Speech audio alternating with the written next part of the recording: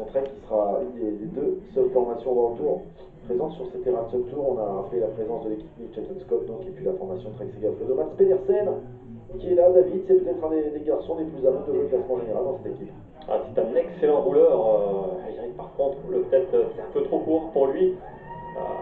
Avec ce virage qui va essayer de bien négocier, mais quelqu'un qui est vraiment pistard, qui vire à bloc, peut-être le passera encore un peu mieux que l'a fait le coureur danois, mais on sait que c'est un spécialiste. Bon, c'est pas mal, là, ça va vite pour Mats Pedersen, ça va beaucoup plus vite en tout cas à l'apparence que certains concurrents avant lui. Regardez, il se jette dans ses virages, Mats Pedersen, il n'a pas peur, prend tous les risques. Il a peut-être un courage au classement général de cette Herald Sun Tour. Mats Pedersen qui joue le jeu à fond, regardez. Il va en terminer, Mats Pedersen, ça ne devrait pas être très loin d'Edward Clancy.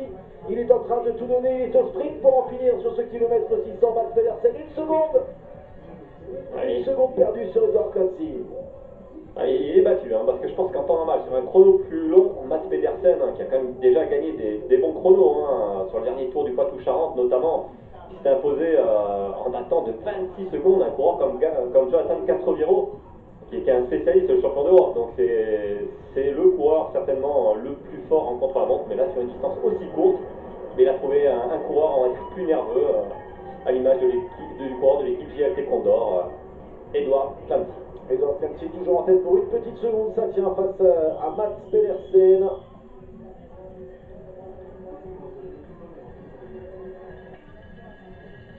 Allez, ça va continuer ici avec Chris Harper de la formation Belelang Swiss Oneness, pardon.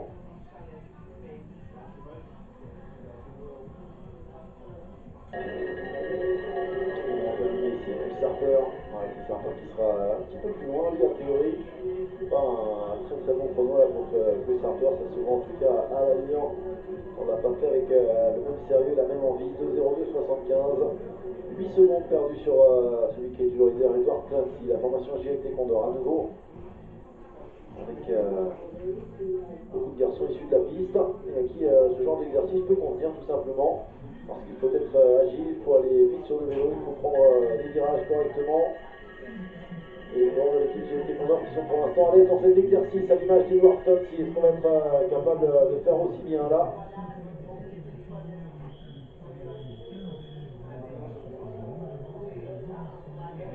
On prend vraiment tous les risques. Mathieu Gibson. Ce sera pas mal non plus a priori. Mathieu Gibson qui va pas perdre grand chose sur Edward Clancy. On s'est vraiment donné le mot dans cette équipe JLT Condor. On a décidé de faire l'exercice à fond. C'est une équipe britannique, je pense qu'il y a beaucoup de coureurs issus de la piste. Et on l'a dit, c'est un effort comme une poursuite, alors un peu plus technique forcément. Et en temps, 3 km, c'est la poursuite. Là, il y a 1 km 6. Alors, regardez, 58,86. Ah, ça devrait suffire à prendre dans les 10 premières places pour Mathieu Gibson de l'équipe JLT Condor. C'est un très bon chrono là réalisé. Lars Norman Hansen pour l'équipe Aqua Blue Sport. Attention David à Lars Norman Hansen, vainqueur d'une étape sur le Tour d'Alberta il y a quelques années maintenant. L'année dernière, il avait pris une 11e place au classement général du Tour de Belgique qu'on avait suivi sur les antennes d'Eurosport. Attention également à Lars Norman Hansen, l'ancien de Carandale. Ah, c'est pas mal, c'est pas mal, et puis un coureur assez complet. L'allure de Lars Norman Hansen est en train de tout donner lui aussi, le braquet de Lars Norman Hansen. Ah, ça devrait être un bon chrono également pour le coureur de l'équipe Aqua Blue Sport. Une 55,65, c'est pas mal du tout effectivement pour Lars Norman Hansen qui ne parviendra pas à revenir sur Edward Clancy. Il y a de la déception, on sentait que c'était un objectif pour Lars Norman Hansen aujourd'hui d'aller chercher la victoire pour sa grande première avec l'équipe Aqua Blue Sport. Il avait déjà participé à la Canal Event pour sa première saison avec Aqua Blue Sport, lui qui arrive de l'équipe Stuttling Service Group. Non, c'est sa deuxième saison pardon, chez Aqua Blue Sport, c'était en 2017, il était chez Stuttling. Moi je disais que la poursuite c'est sur 3 km, on sent le pistard, c'est sur 4 km. Sur 4 km, bien David. On sent mon passé de pistard, ça c'est le genre d'effort que j'aurais détesté, mais bon il faut passer par là parfois, il faut être complet, on sait que sur ce style de parcours d'1 km 6, même si on n'est pas spécialiste, on ne va pas perdre beaucoup de temps, et c'est hypothétique, pas le classement général.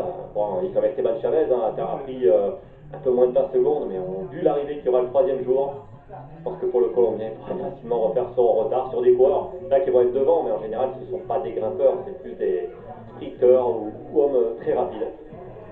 Avec Michael Hepburn qui en termine 4 secondes moins bien qu'Edward Clancy.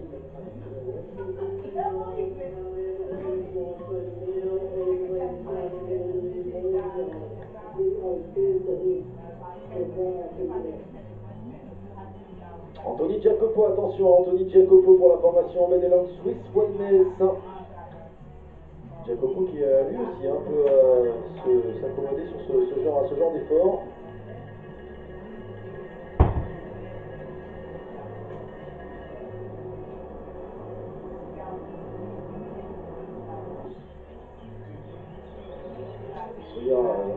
Sur la droite, puis sur la gauche, puis à nouveau sur la droite ici.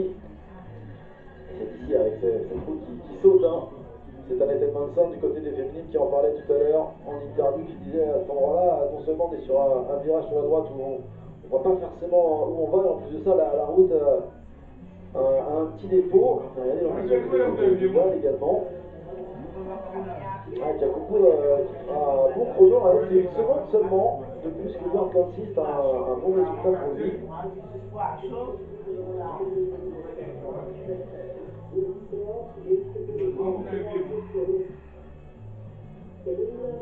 Yann Bibi pour l'équipe GLT Condor, regardez, lui aussi il va le faire à fond. Cette équipe britannique qui a décidé, pourquoi pas, d'aller chercher le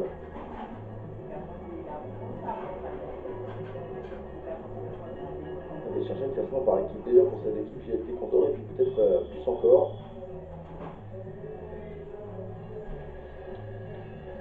Qui saute vraiment à cet endroit-là, le Star 53, Yann Bibi pour être le joueur protégé du côté de cette équipe Aqua Blue Sport. Et Yann Bibi qui va en terminer, ce sera pas mal pour lui aussi. Ce ne sera pas dans le même temps que Edward Clancy, ce sera un petit peu moins bien. Le temps de Yann Bibi, 58-62, c'est 4 secondes de plus qu'Edward Clancy, mais ça restera un très très bon classement. C'est un tir groupé, des GLT Condor dans les premières positions. Alex Frame, néo-zélandais de la formation Trek Segafredo. Attention, Alex Frame. Qui est venu l'année dernière sur la New Zealand classique en remportant 2 étapes. Une étape du Tour du Loir-et-Cher également l'an passé. 3e étape sur les Ralston Tour. C'est parti pour Alex Frame.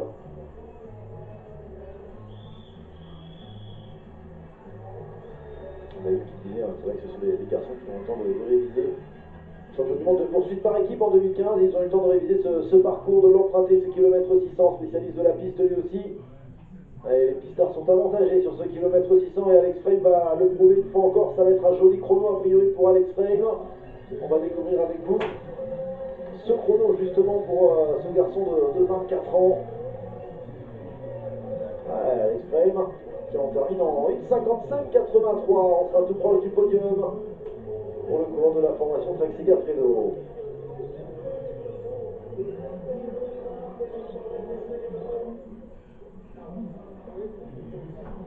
Les derniers concurrents à s'élancer, on rappelle que c'est toujours Edward Clancy pour la GLT Condor qui est en tête, David. Alex Edmondson pour l'équipe Mitchelton Scott. Alexander Edmondson, champion d'Australie sur route. Le champion d'Australie en titre. Une bonne petite pointe de vitesse, voire également en forme. L'année dernière, il avait brillé sur le Tour de Romandie. Rappelez-vous, il avait terminé 3e du prologue de 4 km 800, justement à Aigle. Est-ce qu'il va être capable de rééditer cet exploit? Champion d'Australie en début de saison. Edmondson qui a participé au Tour d'Alander, qui a pris une 7e place, notamment lors d'une étape. Il est en train de tout donner là, Alexander Edmondson, pour essayer d'aller chercher la première place, au moins une jolie place dans cet exercice d'1 km 600. Il va en terminer, Alexander Edmondson, à 50 mètres de la ligne d'arrivée maintenant. Le coureur de l'équipe Mitchelton Scott qui lance le vélo. Est-ce que ça va suffire pour Edmondson? Non, 1:56,67. 2 secondes de plus qu'Edward Clancy. Il n'y aura pas de victoire aujourd'hui pour le champion d'Australie sur route. Ouais, c'est terminé donc et la victoire va revenir à ce garçon, Edouard Klansik.